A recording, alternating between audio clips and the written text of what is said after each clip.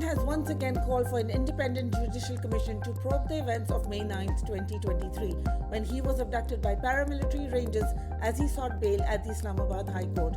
Over a dozen of PTI's unarmed workers were killed by Pakistani security forces that day, while unknown individuals vandalized state property without security officials intervening.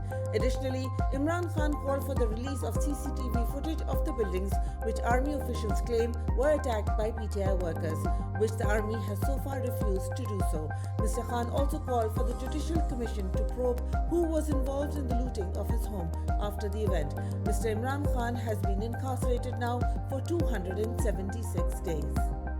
Pakistan's media regulator, controlled by the country's powerful military, blacked out PTI's press conference today. Secretary of Information of PTI, Rauf Hassan, conducted a detailed press conference responding to the army spokesman's allegations made earlier in the day. Mr. Rauf Hassan condemned the quote-unquote political comments by the army spokesman while calling on the army to release footage of any crime committed by PTI workers.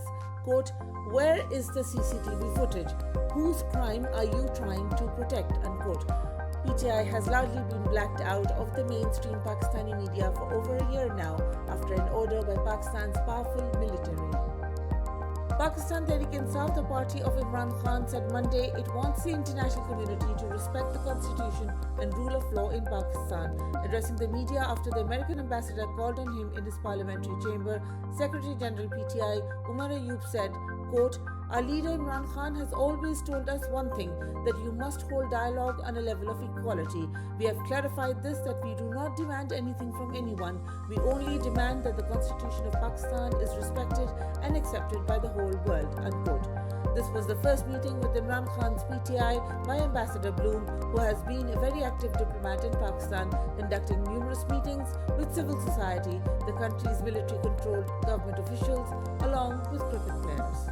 Gripped by lawlessness, terrorism, an economic collapse, and a severe clampdown on free speech by Pakistan's authoritarian military security apparatus, journalists are fleeing Pakistan. A recent report by German broadcaster GW, which profiled numerous journalists that have left Pakistan, had a common theme: security fears. Besides the journalists profiled in the report, Shahid Aslam, a prominent journalist who covered the military security establishment, posted a tweet late last week that he'd left Pakistan for good. Shahid was facing numerous criminal cases brought upon him by former disgraced Army Chief Qamar Javed Bajwa, who continues to be mired in controversies. Additionally, Hamid Mir, a senior journalist, is now facing threats for pursuing assassinated journalist Arshad Sharif's murder case. Arshad was hounded out of Pakistan by the powerful ISI, according to a fact-finding report.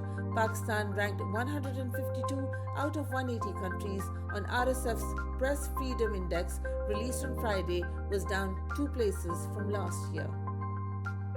An Israeli tank brigade seized control Tuesday of the Gaza Strip side of the Rafah border crossing with Egypt, even after Hamas agreed to a proposed ceasefire proposal.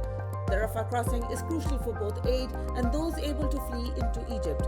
Israeli leaders long anticipated a military operation into the southern city, where some 1.4 million Palestinians, including more than 600,000 children, are sheltering, despite warnings from the United Nations, United States, the European Union, and international humanitarian organizations that an attack would be catastrophic.